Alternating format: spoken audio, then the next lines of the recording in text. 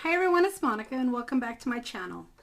Now we all know the rules that with alcohol ink you're supposed to use a non-porous surface, but I thought that I would try to actually use some of my alcohol inks on regular cardstock. Yes, I said regular cardstock. Now this was what I came up with, and this actually, in my opinion, came out pretty cool. I really love the background. I like the way that you can still see all of the colors, and you're able to do a lot with just using your regular cardstock. Now there was a trick to this, and that's what I'm going to share with you on this video. But I wanted to just kind of emphasize that even though you are using regular cardstock, and you can use your alcohol inks with regular cardstock, you're not going to get the same results. When you're using a non-porous surface, your alcohol inks will glide and blend, and they're real smooth on the surface to be able to give you that result that we're all used to. But this is basically just a colorful background. But as you can see, you can get some really dramatic results with the background. So that's really what I wanted to show you and share with you today on how I was able to use regular alcohol inks on a porous surface. So let's go ahead and get started. Alright, so to start out, I am using just regular cardstock, and this cardstock is a little bit thicker. Typically this is what I would use for a base of a card. So I would recommend probably using something that's a little bit thicker. Even some water or paper color probably would be really good. But you want to make sure that it is going to hold liquid, because your alcohol inks are very moist. They're kind of like watercolors. You're going to get a lot of liquid involved.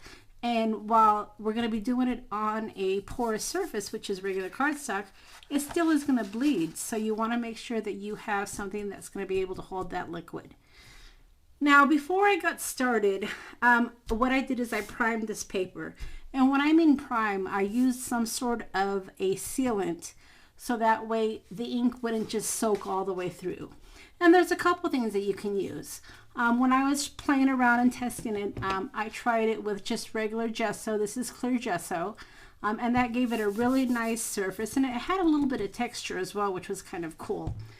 And then I also used Mod Podge. And in both of my results, I used regular Mod Podge, and then I used the more of the antique matte Mod Podge.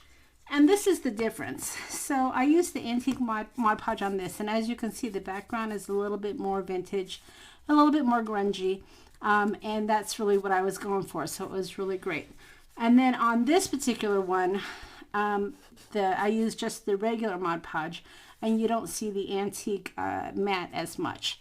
So there's a couple choices that you can use. Now, what I found is you get a really great result when you create a background and then use a dye that's very intricate, because again, your color isn't going to be as bold. It's not going to kind of jump out at you as it does on this one.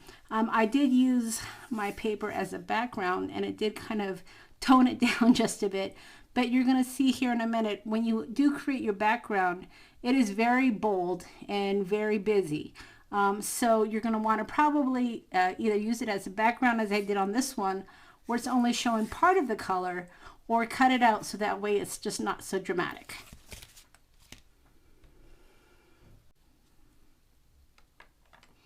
Okay, so the first thing we're going to start out with is this clear gesso. And I'm just going to go ahead and just pour it onto my paper. And actually, before I get started here, you're going to want some sort of protective background, because we are going to get a little bit messy here. So I probably should have added that first. But so I went ahead and just added my craft mat underneath here, because we are going to get a little bit messy. And then I'm using this brush here, which is kind of a rubber brush, but it has a nice straight edge here, so I'm able to move my product around really easily. And all I'm doing here is using my gesso as a sealant, and this will help the alcohol ink not soak completely through it.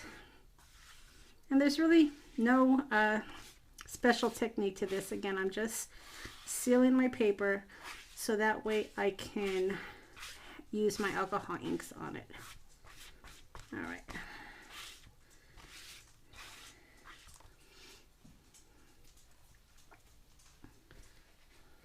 And then you're going to need to let this dry, or you can use, of course, a heating tool, which is what we're going to do.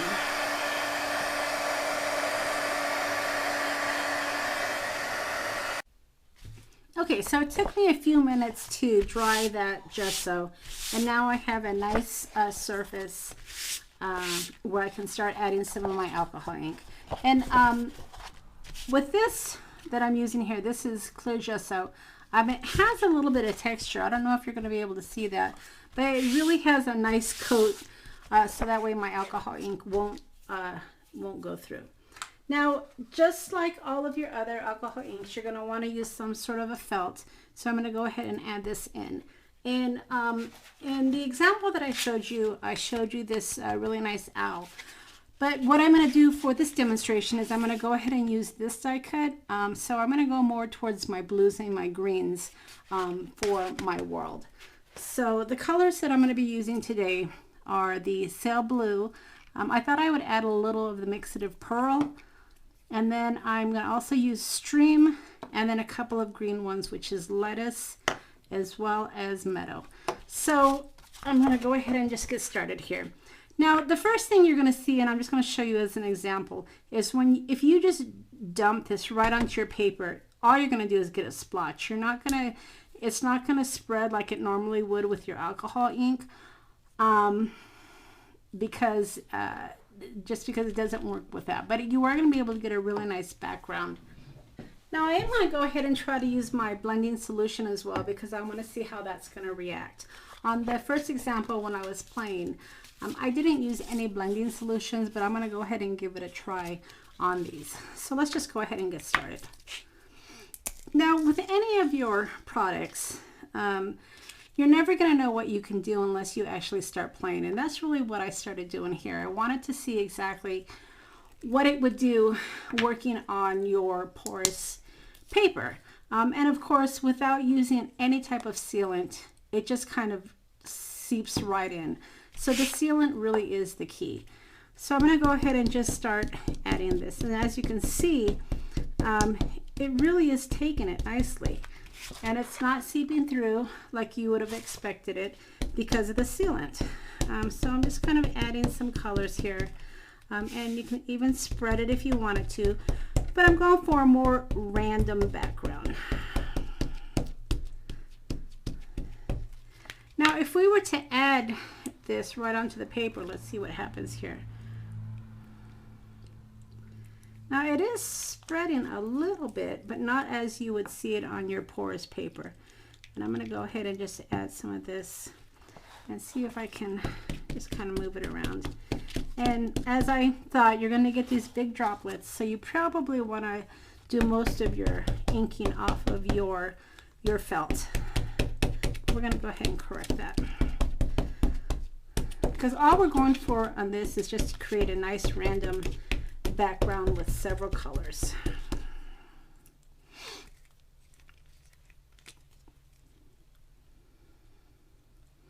And if you don't want to have it real dark, again, you can use your blending solution, which is what I'm doing here, to just add your different colors. And you can just keep, pouncing it down just to make a really nice random background. And like I said, when you start out, it's pretty bold. But if you end up cutting it down with some of your die cuts or using it as a background, it'll create a really, really nice background. So we're just going to go ahead and continue on. And now I am working with another blue, which is the stream. And I'm going to kind of dilute a little bit here. Dilute it and just keep going. So with the mixture of the blue and the green, I think is going to make a really nice background for that world die cut. And I'm just looking to cover up all of my white space here. And then to give it a little bit of shimmer, I'm going to come in with my pearl. All right. And this is the Pearl Mixative here. So let's go ahead and just add that in. And this will give it a little bit of a shine.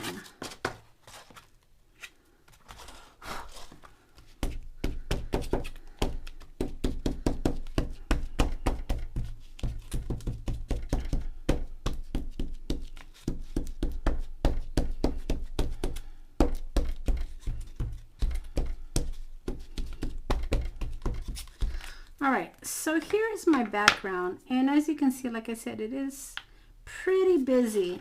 I'm going to go ahead and dry it here with my heating tool, and then we're going to go ahead and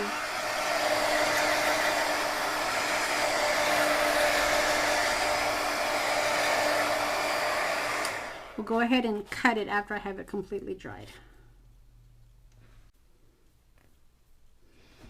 Okay, so I went ahead and I cut these out, and as I expected, the results were pretty awesome. I've got a lot of blue and a lot of green going on, and it really tames it down, as you can see, from the original background to when you actually just use a die cut. Now, one thing I have to caution you on is these really intricate die cuts can be a little bit hard to get removed. As you can see, part of the blue came up here, but when we glue it down, we'll be able to cover that. And even if you do end up having a little bit of white showing, just take your blotter that you were using and then just add some of the ink right onto your die, and that'll cover up any of the white showing. Now, I also cut out this on one of my dies, and it's going to look really great on the background as well. So I'm going to go ahead and show you how I'm going to put this together here. Now, another thing that can be a little bit trying is when you're trying to glue something this intricate down, but I'm going to show you a little trick that I do when I'm working with such an intricate die. So I'm going to have this on a white background, and then this is going to be matted onto this right here. So let's go ahead and work with this first. Now, the trick is, instead of trying to get the glue on all of your background, is to use some sort of adhesive like Mod Podge, or even the Distress Collage medium will work really well also. But what you're going to do essentially is just basically use this like you would do a background, and just kind of glue it right on. So we're going to first add the glue to the back. So let's go ahead and do that. And I'm not going to worry too much about it seeping through because we're going to do a once over on the front. So I'm just being really generous to add this on the back. And then we're going to go ahead and place this wherever you want it. And then we're going to just go ahead and add our adhesive right over the top. And then this not only will work as, like I said, an adhesive, but a sealant as well. And if you use the antique matte, which is what I'm using here, you'll get a little bit of a vintage tint as well. So let's go ahead. Now, when you're first working with this, you may have to hold it down just so it grabs. But once it grabs, then it'll stick really nicely. So I'm just kind of pushing down with my brush to get some of those intricate pieces to grab onto the white cardstock. And then once it does grab, then I can just continue to swipe down.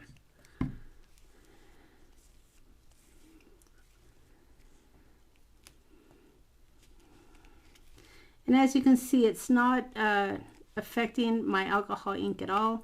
My colors are still staying in place.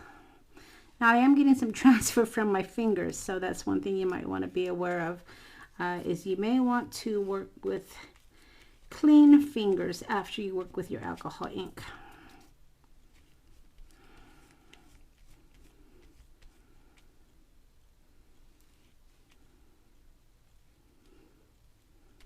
Okay, and then once you get it nice and stuck, then typically what I will do is I will come in with my heating tool just to get it nice and dry.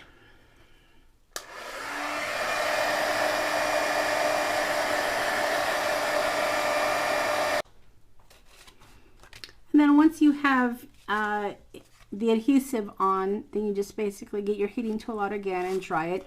And now you can see you have a really nice antique background. And you also have a sealant that because your Mod Podge is going to work as a sealant as well. And at this point, you're ready to go ahead and put your card together.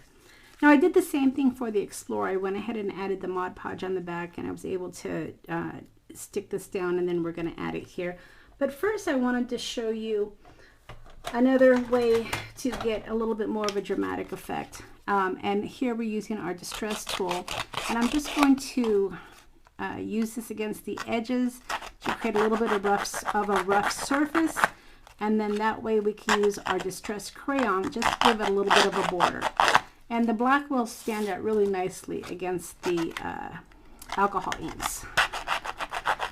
Now you're going to have to put a little bit of muscle into this because you want it to be really frayed. And if you go too soft, then you're not going to get a really nice result. So just put some muscle into it to be able to fray up the edges. And then you just simply get your distress crayon and add it right to the edge. And having the frayed edge really grabs the crayon nicely. So be generous about this. You're just going to go ahead and add it to the edge. And then you're going to want to take your finger, or at least what I do is I take my fingers and I just kind of rub it in. And it creates a really nice dramatic effect. And then, of course, if you're going to be working with white cardstock, you want to make sure you clean off your fingers so you don't transfer the black to the white cardstock. All right, so now we're ready to adhere this onto our panel. And I'm going to be using my 3-in-1 to adhere it.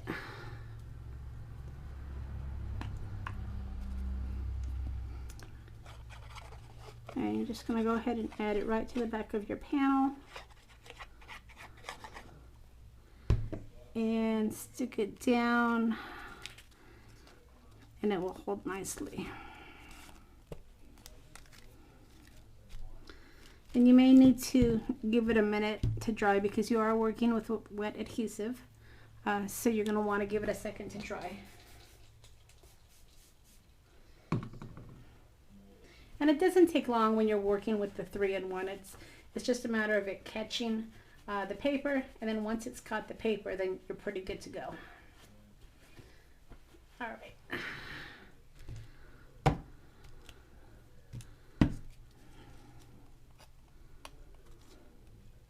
And you are going to get grungy when you're working with the distressed crayons, so it's always a good idea to keep sort of a wet wipe.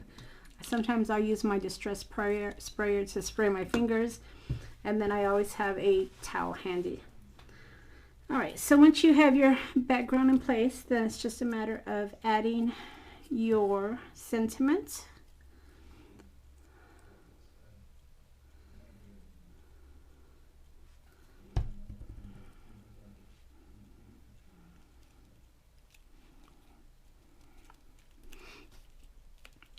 And then if you want to obviously add a little bit more, you can easily come in with one of your stickers to finish it off.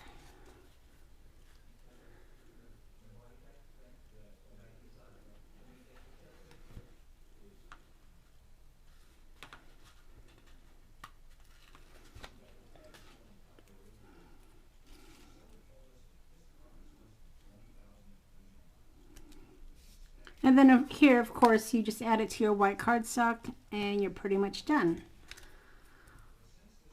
So now that we've broken the myth that you cannot use your alcohol inks on porous paper, hopefully you'll give it a try. You just have to remember you're going to need some sort of a sealant so that way the alcohol inks don't soak right through your paper.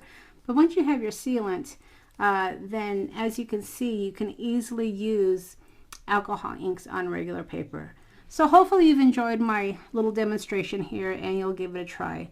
And don't forget, if you haven't subscribed to my channel yet, don't forget to hit that subscribe button that's right below. Hopefully you've enjoyed my tutorial, and we'll see you again next time.